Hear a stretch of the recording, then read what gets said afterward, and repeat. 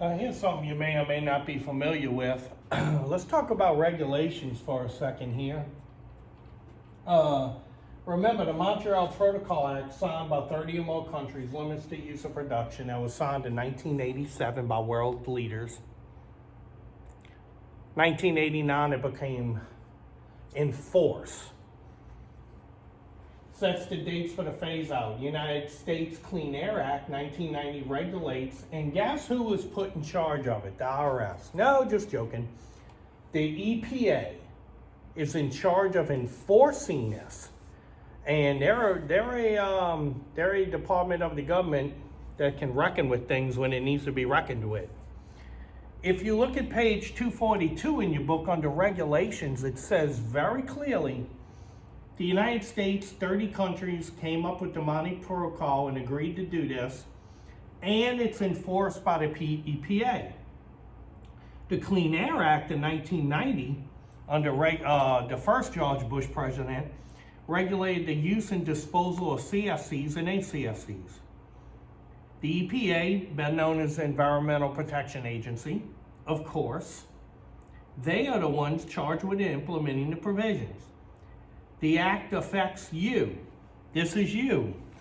Service and refrigeration technicians, that's you. Look what it says. If you service refrigeration and cooling equipment according to the act, technicians may not knowingly vent. That release it means releasing it into the atmosphere. Otherwise, release or dispose of a substance as a refrigerant, such as in an appliance, in a manner that permits such substance to enter the environment. And the reason I want to say this is, what is an appliance? No, I'm not talking about your toaster, your what's that thing called that you put the stuff in? Oh, the blender. None of that. I'm talking about air conditioning equipment.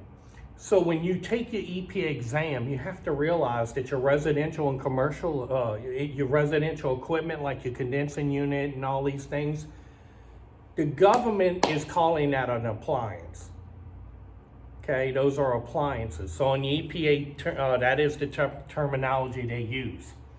Okay, now it says the prohibition of this became July 1st, 1992. Severe fines and penalties can be imposed, including prison terms.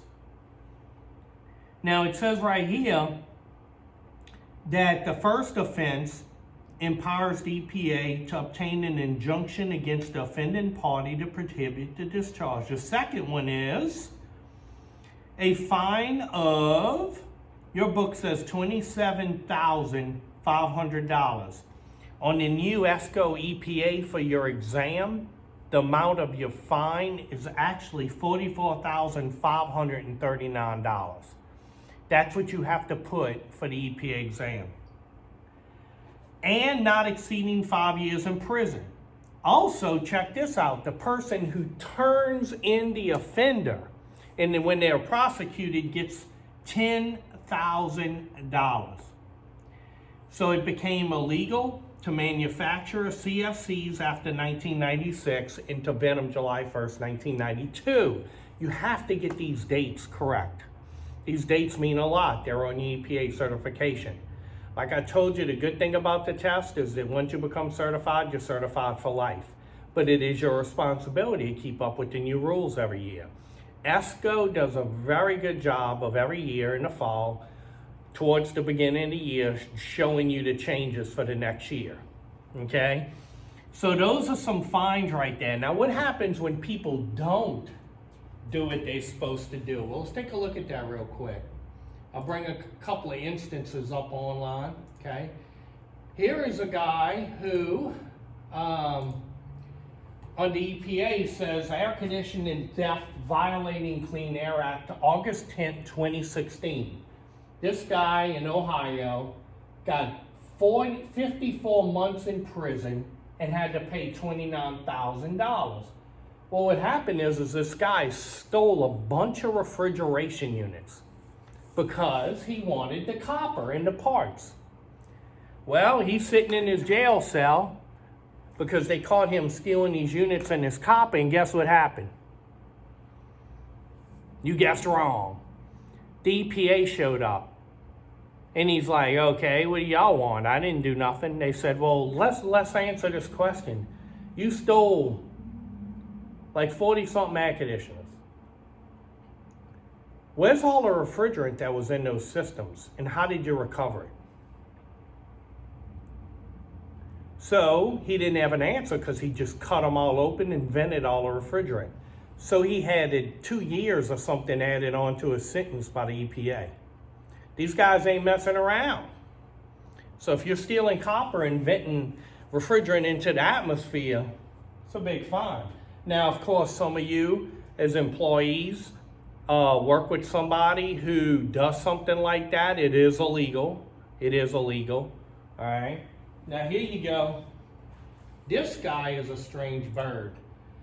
This guy is in Metairie, where I came from in Louisiana, illegally sold flammable air conditioning coolant. This guy sold, check this out. He was actually taking propane tanks and relabeling them as Superfreeze 22A. And he was actually putting propane in the tanks and selling it as Superfreeze 22A.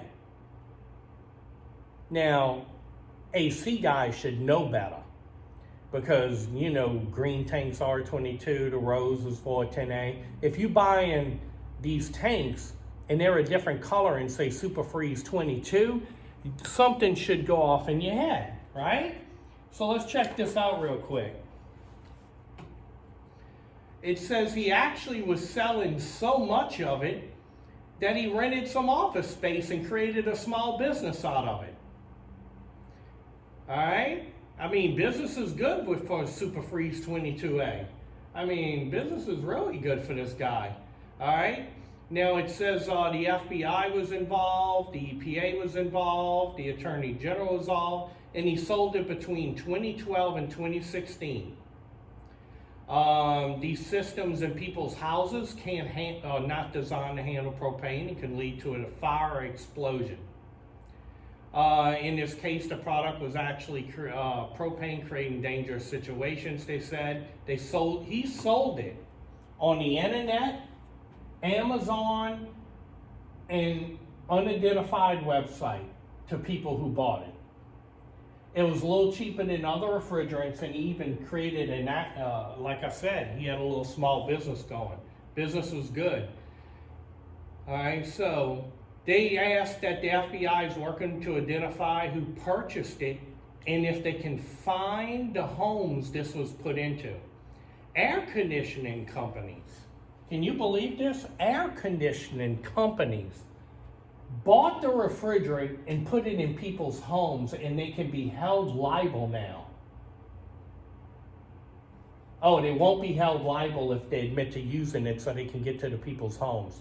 But this is what I'm holding them liable to. How can you as an HVAC tech know you're buying Superfreeze 22A and there is no such thing? It's R22. And it comes in a green tank. How could you buy propane in a tank like this? How could you possibly charge someone's unit correctly putting propane in a system with R22 that was already in the system? How did you properly even charge that unit and walk away billing somebody? So these are some instances. Now, when you go to the EPA's site, you can actually see all the different people who've been fined. $500,000, $260,000. All these companies were venting, and every year you can go in there and see it. All right? $40,000 criminal penalty. 2017, Terminix. U.S. Seafoods. You go on. You can see all these people who did this stuff and what they were fined. EnviroSafe. The Navy had to pay $83,000 fine. Okay? So there are huge fines. Seafood companies and all that kind of stuff. So you can go to their website and see this too. Okay? Any questions about that? Okay, so there are regulations on your EPA exam that talks about these fines, how much they are, and you have to know that for your test and for your test Friday in this classroom.